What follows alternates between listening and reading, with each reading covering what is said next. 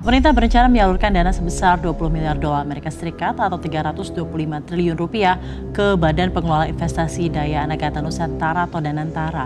Dana ini merupakan hasil efisiensi dari APBN. Dari total dana tersebut, 390 triliun rupiah dialokasikan untuk program makanan bergizi gratis, sedangkan 325 triliun rupiah akan dialokasikan untuk investasi melalui Danantara.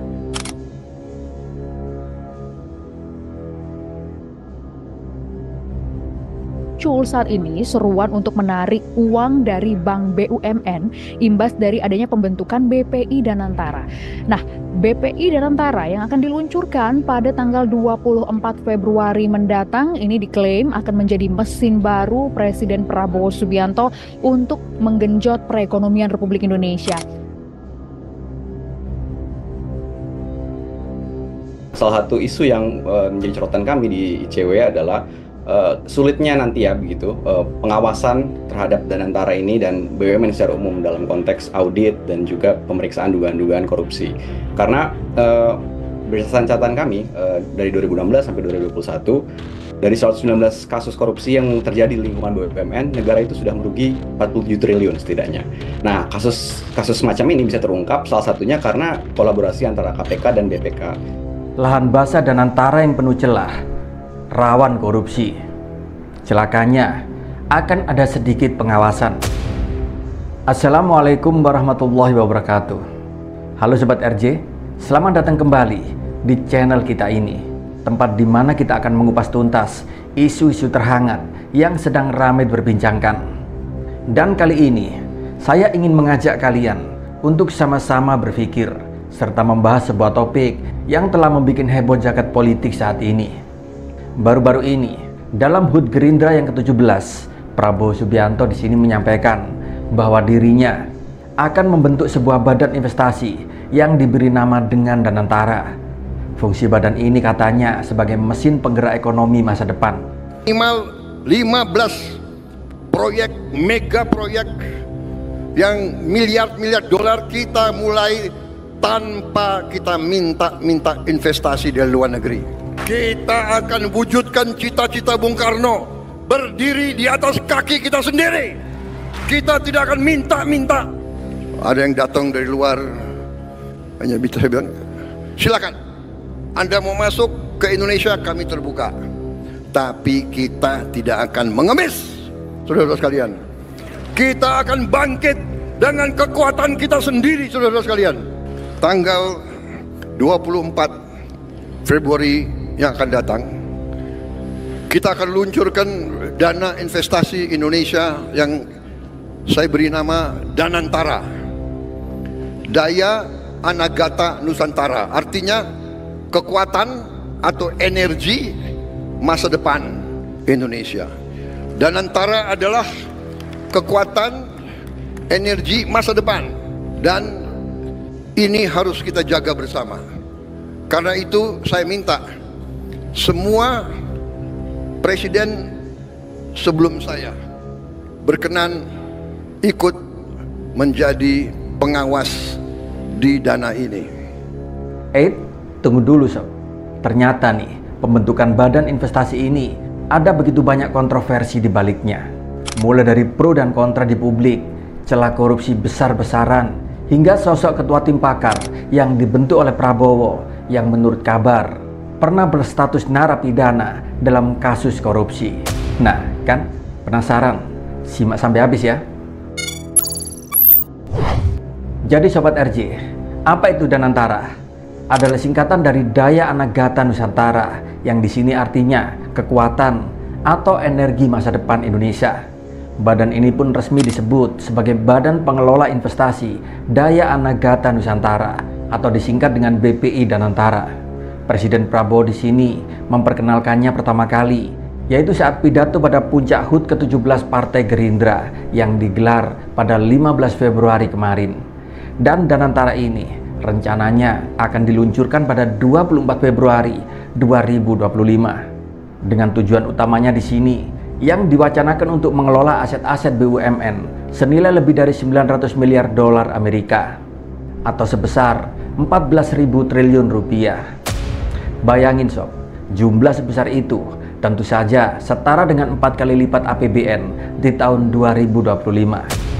Di sini, Danantara dibentuk oleh Prabowo bersama tim-timnya untuk mengelola dividen dari 7 BUMN besar seperti Pertamina, PLN, Bank Mandiri, BRI, BNI, Telkom, serta Main ID.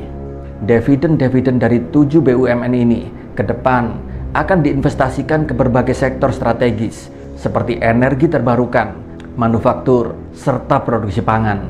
Dan di sini, Prabowo bahkan menyebut bahwa Danantara akan mendapat suntikan awal sebesar 358 triliun rupiah, yaitu dari hasil efisiensi anggaran. Tapi ada yang aneh di sini. Kabarnya, dana yang akan dikelola oleh Danantara ini akan sulit diaudit karena memang berbentuk lembaga investasi. Jadi bila untung akan bagi hasil, tapi bila rugi, maka di sini nggak ada jaminan bahwa uang akan kembali. Dan disinilah awal mula kekhawatiran publik saat ini. Memang sih, hal ini masih bisa diaudit baik oleh KPK maupun BPK. Tapi tentu saja, hal ini harus ada permintaan dari DPR. Dan kita semua tahu, DPR kita saat ini dikuasai oleh Kimples, yaitu partai-partai pendukung Prabowo. Dan hanya partai PDI Perjuanganlah yang kekeh untuk menjadi oposisi. Sebagai informasi, total kursi PDI Perjuangan di parlemen hanya 110 kursi.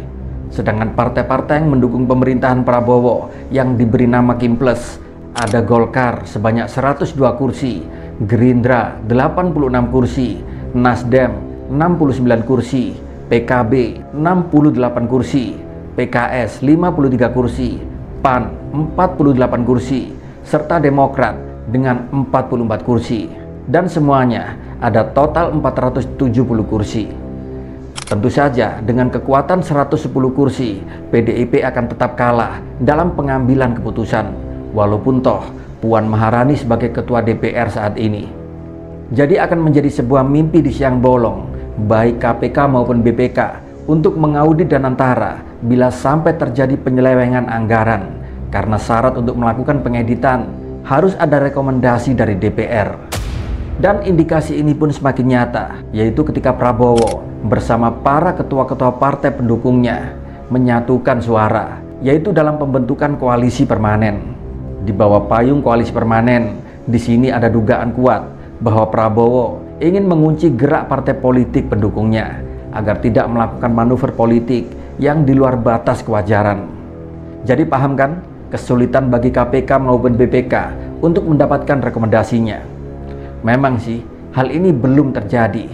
Tapi beberapa kasus terdahulu di sini seharusnya bisa menjadi pelajaran. Salah satu contohnya adalah kasus Jiwasraya yang sama-sama bergerak dalam bidang investasi. Tapi semoga saja di sini saya salah.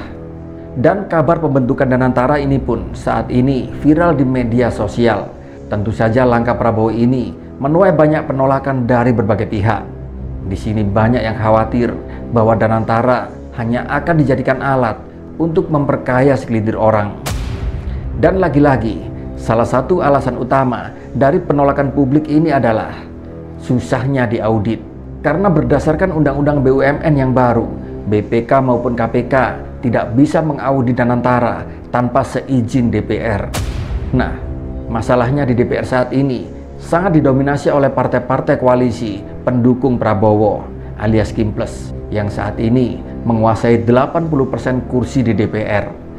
Artinya, jika terjadi sesuatu dengan uang rakyat yang diinvestasikan dan ada kerugian negara di sana, tentu saja suara-suara oposisi pun pasti bakal dibungkam. Di sini pun banyak sekali yang menyayangkan atas langkah Prabowo ini.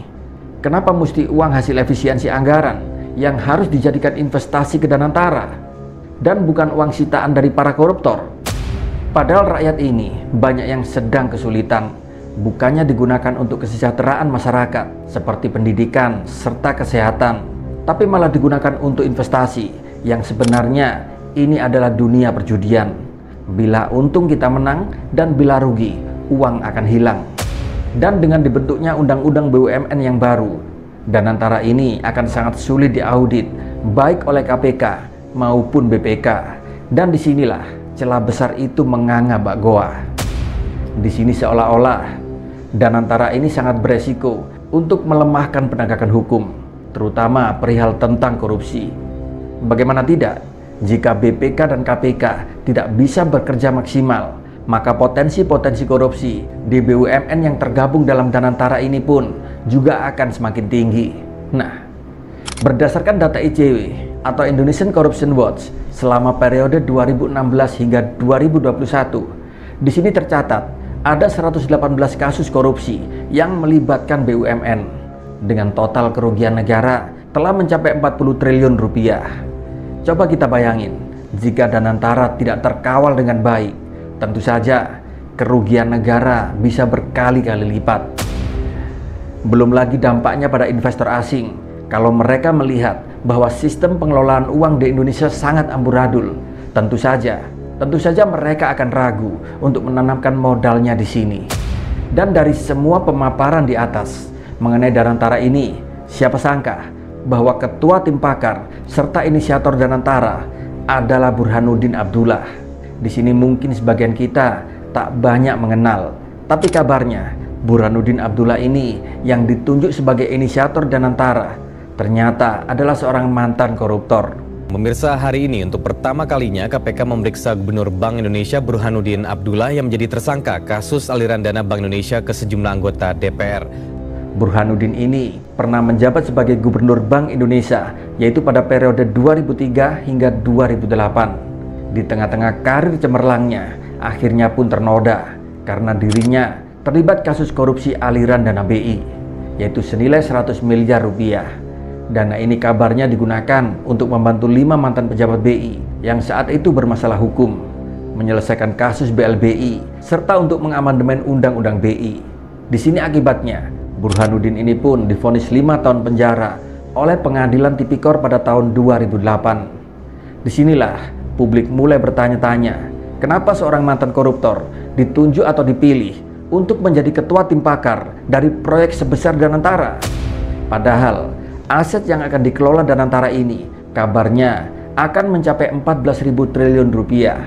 Dan jika sampai terjadi korupsi, tentu saja efeknya akan sangat buruk bagi Indonesia, apalagi di tengah-tengah kondisi APBN defisit seperti sekarang ini.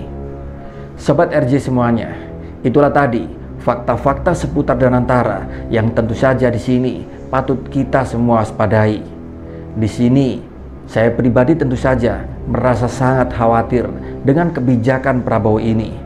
Di satu sisi, Prabowo ingin membangun ekonomi Indonesia yang kuat, tapi di sisi lain, di sini caranya terkesan gegabah dan sangat penuh resiko.